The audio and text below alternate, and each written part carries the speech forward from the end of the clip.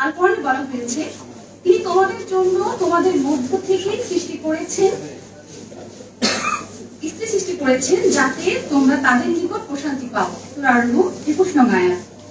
একজন স্ত্রী হবে স্বামীর সহযোগী, সংসার পরিচালনার একান্ত অংশীদার। বলেছেন যে ব্যক্তি দুটি কন্যার অভিভাবক হয়ে ধৈর্যের সাথে তাদের লালন পালন করে সে জান্নাতে আমার সঙ্গে থাকে। সহিহ মুসলিম। মেয়ে সন্তানকে শিক্ষা ও যত্ন দিয়ে বড় করা পিতামাতার জন্য সওয়াবের কাজ হিসেবে উল্লেখ করা হয়েছে। একজন বোন হিসেবে নারীর ভূমিকা। বোন হিসেবে একজন নারী পরিবারের ভালোবাসা, সহযোগিতা এবং পর সম্পর্কের বন্ধন সুদৃঢ় করতে গুরুত্বপূর্ণ ভূমিকা রাখে। তাই আমাদের দাবি পরিবারে নারী পুরুষ হবে হচ্ছে পরস্পরের পরিপূরক। নারীকে পুরুষের প্রতিপক্ষ হিসেবে দাঁড় করিয়ে পরিবারগুলোকে আমরা অস্থিরতার দিকে ছেড়ে না দিয়ে প্রশান্তির উৎস বানাবো। আমার দ্বিতীয় যে পয়েন্টটা ছিল সেটা হলো যে নারীর উত্তরাধিকার আইন। ইসলামে নারীর উত্তরাধিকার অত্যন্ত গুরুত্বপূর্ণ এবং সুস্পষ্টভাবে নির্ধারিত।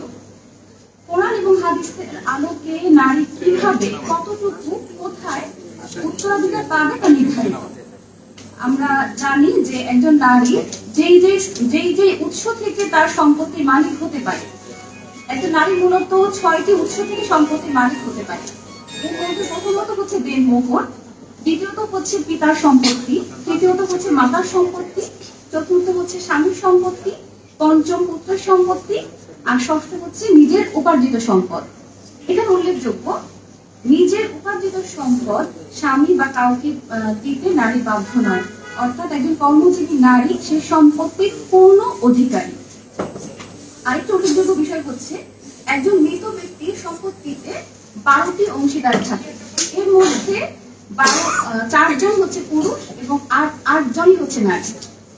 একজন নারী যেভাবে সম্পত্তির উত্তরাধিকার পায়, যদি সংক্ষেপে বলি, একজন মা যেভাবে সম্পত্তিগুলো পেয়ে থাকে, সন্তানের মৃত্যু হলে মা 6 ভাগের 1 ভাগ পাবে যদি মৃতের সন্তান বা ভাই বোন থাকে, আর যদি না থাকে তাহলে মা পাবে হচ্ছে 1/3। স্ত্রী যদি স্বামীর সন্তান থাকে তাহলে স্ত্রী পাবে হচ্ছে 1/8, সন্তান না থাকলে পাবে 1/4। কন্যা, একমাত্র কন্যা হলে সে হচ্ছে সম্পত্তির অর্ধেক পাবে, একাধিক কন্যা হলে সে পাবে হচ্ছে 3 ভাগে 2 ভাগ। ছেলে থাকলে কন্যারা পায় ছেলের অর্ধেক অংশ। আর একজন বোন হিসেবে নারী যেই সম্পত্তিগুলো যেভাবে পেয়ে থাকে সেটা হলো ভাই না থাকলে একমাত্র বোন হলে অর্ধেক পাবে, একাধিক বোন হলে 3 ভাগে 2 ভাগ পাবে, আর ভাই থাকলে তারা পুরুষের জন্য দ্বিগুণ অনুপাতে ভাগ করে নেয়। এখানে একটা প্রশ্ন সাধারণত করে আমাদের এই বিধানটাকে প্রশ্নবিদ্ধ করা হয়, পুরুষ কেন দ্বিগুণ সম্পত্তি পাবে। এখানে সূরা নিসার 11 নম্বর আয়াতে আল্লাহ বলেছেন পুরুষের জন্য নারীর তুলনায় দ্বিগুণ অংশ রয়েছে। কিন্তু উল্লেখযোগ্য বিষয় এটি সব ক্ষেত্রে নয়, বরং নির্দিষ্ট পরিস্থিতিতে, যেমন ছেলে ও মেয়ের মধ্যে উত্তরাধিকার বন্টনে। আর এর পেছনে সুস্পষ্ট যুক্তি রয়েছে। পুরুষের উপর সাধারণত পরিবারের ভরণ পোষণের দায়িত্ব রয়েছে। এটা হলো খুব উল্লেখযোগ্য একটা বিষয়। 2 নম্বর বিষয় হচ্ছে নারীর অর্জিত বা উত্তরাধিকার সম্পদ তার ব্যক্তিগত সম্পদ, যা তার নিজের প্রয়োজনে ব্যবহৃত হয়। তাই সব দিক থেকে আসলে নারীরা সম্পদ কিন্তু বেশি পাচ্ছে। এবং আমরা যদি এখন সম অধিকার বলি তাহলে এটা নারীদের প্রতি বেইনসাফি করা হবে। বরং নারীরা যদি ইসলামে নির্ধারিত সম্পত্তি যে উত্তরাধিকার আইন আছে সেই অনুযায়ী যদি সে অধিকারগুলো পায় তাহলে তা নারীর জন্য যথেষ্ট হবে।